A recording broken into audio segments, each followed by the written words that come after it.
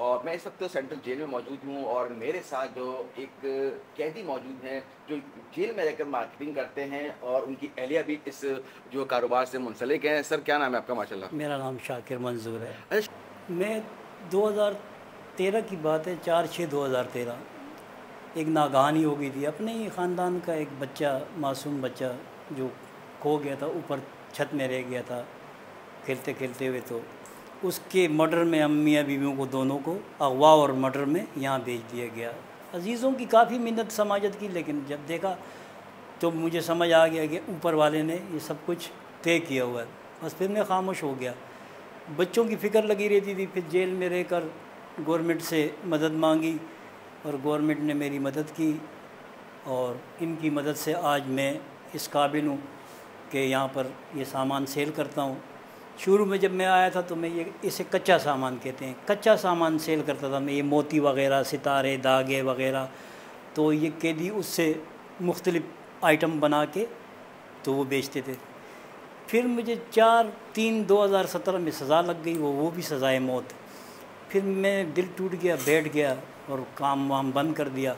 लेकिन 19 जनवरी 2019 को फिर उम्मीद जागी और टावर पर जब मैं आया, मुझे बुलाया गया तो वहाँ से सबसे पहले तो मेरी बैरक चेंज की गई क्योंकि मैं सज़ाए मौत से उतर गया।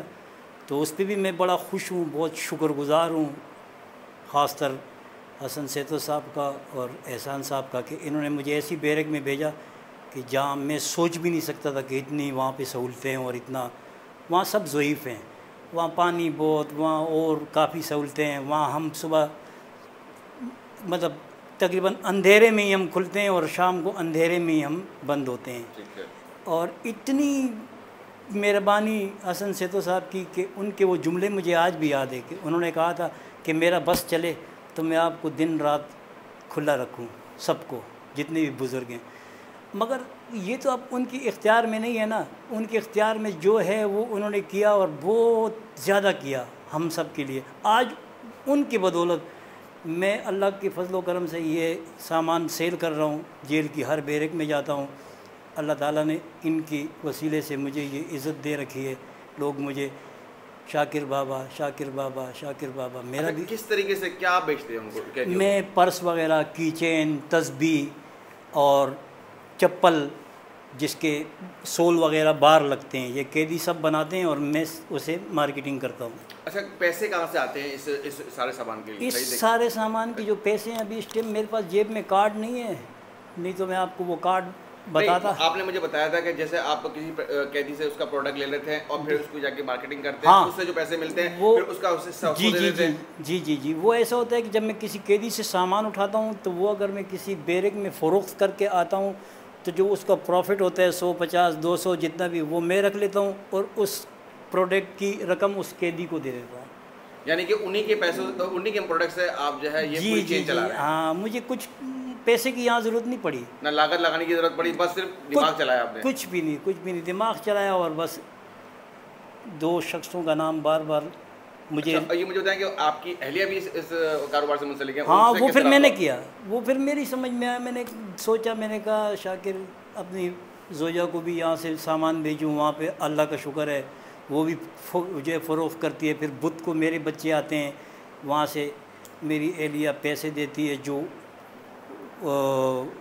सामान बिक जाता है। सामान बिक जाता है तो प्रॉफिट वो रख लेती है और उस सामान के पैसे यहाँ पर मेरे पास भिजवा देती है। फिर मैं मज़ीद सामान लेता हूँ, फिर वो वहाँ भिजवाता हूँ, फिर वहाँ से वो लिस्ट भिजवाती है कि ये सामान चाहिए, इतना मिकदार में चाहिए। अच्छा, अगर हम महीने की अगर आपसे बात करें कि महीने में आप कितना कमा लेते हैं, अंदाज़न जो है अगर अंदाज़न बताना चाहें कि कितना महीने में आपका हो जाता है? मैंने तकरीबन कभी अंदाज़ा नहीं लगाया, लेकिन मैं आपको सिर्फ कल की बात बताऊं, झूठ मेरे से बोला नहीं जाता।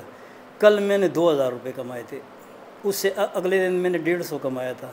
आज मैं अब तक 400 रुपये कमा चुका हूँ। मतलब हवाई रोज़ी है ये। हवाई रोज़ी है। और इसमें इसी पैसों से जमा करके आपने अपनी बच्चों की भी किफ़ालत की और उनकी भी जो है शादियाँ वगैरह? अल्लाह का शुक्र है, मेरे बच्चों ने बड़ी बेहतरीन तालीम, और अब मेरा बड़ा बेटा, मैं उसे आगे पढ़ाना चाह रहा था लेकिन वो एक दर्जी बन गया और अच्छा शहरी है वो, और शाह फैसल कॉलोनी में 4 नंबर में उसकी दुकान है और माशाल्लाह वो बहुत कामयाब है और अच्छी ज़हनियत का मालिक है।